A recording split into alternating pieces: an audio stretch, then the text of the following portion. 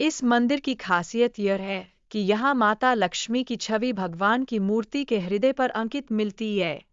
यह एक अनोखी दृश्यता है जो भक्तों को अपनी ओर आकर्षित करती है, एक ऐसा आकर्षण जो न केवल भक्ति का प्रतीक है, बल्कि इस स्थान की पवित्रता को भी दर्शाता है। यहाँ की मूर्ति का पसीना आना और उसके बालों का कभी उलझना न होना एक ऐसा अनसुलझा रहस्य है, जो भक्तों के मन में जिज्ञासा उत्पन्न करता है। यह रहस्य, जो कभी-कभी वैज्ञानिक तर्कों से परे भी लगता है, मंदिर की दिव्यता को और भी अधिक रोचक बनाता है। भगवान वेंकटेश्वर की मूर्ति के सामने जलने वाला दिया भी अपने आप में एक अद्भुत तथ्य है। यह दिया पिछले कई करोड़ों वर्षों से जलता आ रहा है, बिना किसी तेल की मदद के। ऐसी विशेषताएं इस मंदिर का महत्व और बयाती है, जो इसे अद्वितीय बनाती है। महर्षि भृगु का शिव और ब्रह्मा के प्रति अभद्र व्यवहार उनके संबंधों में तनाव पैदा करता है। इस घटना के माध्यम से यह स्पष्ट होता है कि सम्मान का कितना महत्वपूर्ण स्थान है और कैसे यह हमारे रिश्तों में फर्क डालता है।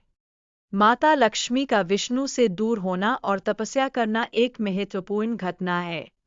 यह एक निस्वार्थ प्रेम की कहानी है, जो दर्शाती है कि सच्चे प्यार में कभी-कभी पीड़ा भी शामिल होती है। इस दौर में प्रेम का परीक्षण होता है, और यह उस प्रेम की गहराई को दर्शाता है।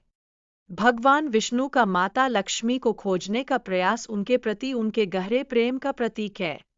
यह कहानी हमें यह सिखाती है कि सच्चा प्रेम कभी हार नहीं मानता है, चाहे कितनी भी बाधाएं आए। यह प्रेम की एक मिसाल है, जो हमेशा हमें प्रेरित करती है। भगवान विष्णु ने राजा चोल को क्षमा करते हुए एक वरदान दिया कि वे अगले जन्म में आकाश राजा के रूप में जन्म लेंगे। यह वरदान न केवल राजा की दयालुता को दर्शाता है, बल्कि यह भी दिखाता है कि प्रेम और क्षमा की शक्ति कितनी विशाल है।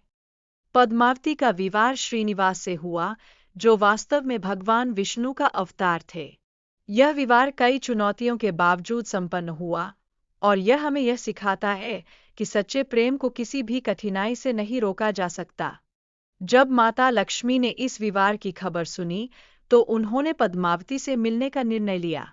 इस मुलाकात के दौरान दोनों के बीच एक तीव्र बहस हुई, जो इस प्रेम कहानी में एक नया मोड़ लाती है, और यह दर्शाती है कि प्रेम के रास्ते में कभी-कभी टकराव भी होता है।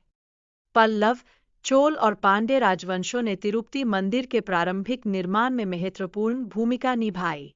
इन राजवंशों ने मंदिर की भव्य नक्काशी को भी विकसित किया, जो आज भी श्रद्धालुओं को मंत्रमुग्ध कर देती है और उसकी सांस्कृतिक विरासत को उजागर करती है।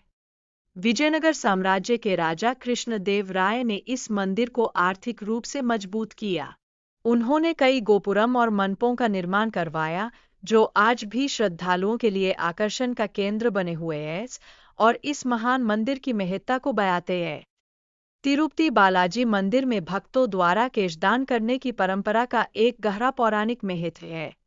यह श्रद्धा और भक्ति का अनूठा उदाहरण है, जो दर्शाता है कि कैसे भक्त भगवान विष्णु के प्रति अपनी श्रद्धा प्रदर्शित करते हैं। तिरुपति बालाजी मंदिर में चढ़ने वाले सभी पदार्थ एक रहस्यमय गांव से आते हैं, जो 23 किलोमीटर दूर स्थित है।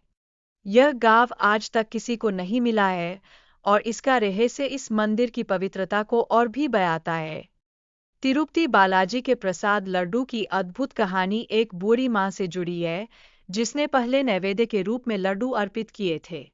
यह केवल एक मिठाई नहीं, बल्कि भक्ति और श्रद्धा का प्रतीक बन गया है, जो भक्तों के दिलों में खास स्थान रखता है। इस मंदिर में एक दिया हजारों वर्षों से बिना घी या तेल के जल रहा है।